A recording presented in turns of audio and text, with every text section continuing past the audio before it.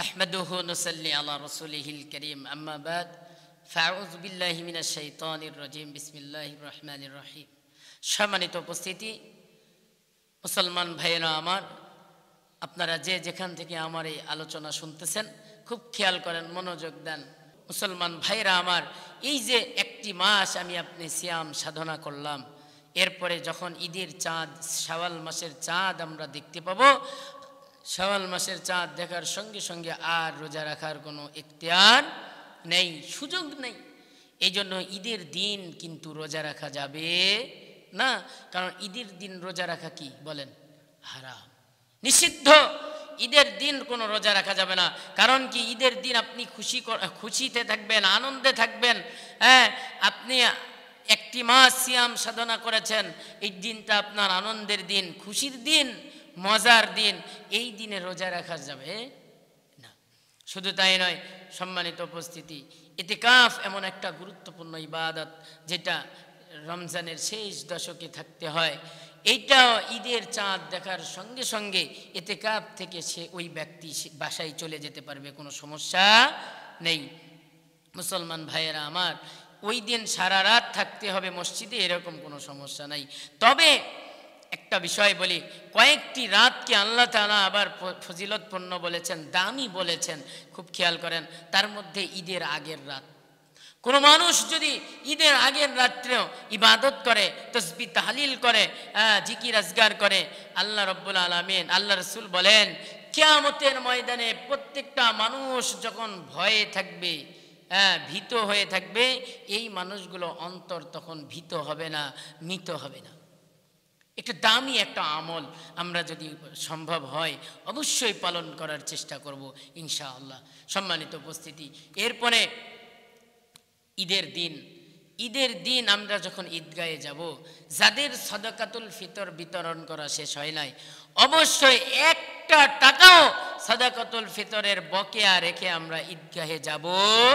না মুসলমান ভাইয়েরা আমার ঈদের জামাতের পূর্বেও কোনো শিশুর যদি জন্ম হয় ঈদের সালাতে যাওয়ার পূর্বে যদি কোনো শিশুর জন্ম হয় তার নামেও সাদাকাতুল ফিতর দিতে হবে এই জন্য মুহতারাম হাজিরিন খুব খেয়াল করেন ঈদের মাঠে যাওয়ার পূর্বে আমরা কোনো সাদাকাতুল ফিতর না দিয়ে যাব না আর আত্মীয়তার বন্ধন যারা ছিন্ন করেছেন মুসলমান ভাইয়েরা আমার আল্লাহ রাব্বুল আলামিন সবাইকে মাফ করে দিবেন কিন্তু আত্মীয়তার বন্ধন ছিন্নকারীদেরকে কিন্তু আল্লাহ মাফ করবেন না এই জন্য আত্মীয়তা বজায় রাখবেন ঈদুল ফিতরের দিন ঈদের নামাজে যাবেন আল্লাহ আপনার সমস্ত গুনাহ মাফ করে দিবেন কিন্তু আপনি যদি আত্মীয়তার বন্ধন ছিন্ন করে থাকেন আপনার কোনো আত্মীয়র সঙ্গে আপনার সম্পর্ক না থাকে তাহলে খুব দ্রুত আগে তার সাথে সম্পর্ক তৈরি করেন তার কাছে ক্ষমা চাইতে হলে চান তার সঙ্গে কথা বলেন এমনও লোক আমাদের সমাজে আছে ভাই ভাইয়ের সাথে বছরের পর বছর কথা বলে না ছেলে বাবার সাথে কথা বলতে চায় না ও মুসলমান ও আমার সম্মানিত ভাই ও আমার দোস্ত খুব খেয়াল করে শোনেন হাদিসের মধ্যে আল্লাহ রাসূল বলেন যে একটা মুসলমান অপর মুসলমান ভাইয়ের সঙ্গে কোনো রাগারাগি করে যদি 3 দিন কথা বন্ধ রাখে আল্লাহ রাব্বুল আলামিন ওই বান্দার কোনো আমল আল্লাহ তাআলার দরবারে পৌঁছানো হয় না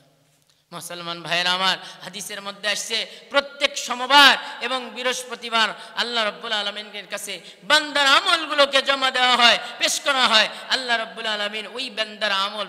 আল্লাহ রাব্বুল আলামিনের কাছে পেশ করা হয় না নেওয়া হয় না দেওয়া হয় না যেই বান্দা আত্মীয়তার সম্পর্ক ছিন্ন করেছে 3 দিনের বেশি এক মুসলমান ভাই অপর মুসলমানের সঙ্গে কথা বলা বন্ধ রেখেছে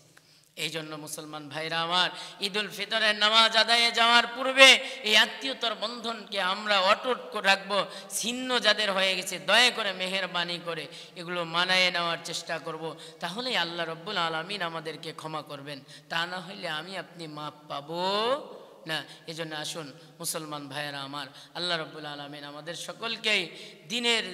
সহি বুঝ দান করেন আল্লাহর হুকুম এবং রাসূলের তরিকা অনুযায়ী ঈমান ও আমল নিয়ে দুনিয়ার জিন্দেগিতে চলার তৌফিক দান করেন সকলে পড়ছি আল্লাহুম্মা আমিন ওয়া আখিরি দাওয়ানা আনিল হামদুলিল্লাহি রাব্বিল আলামিন।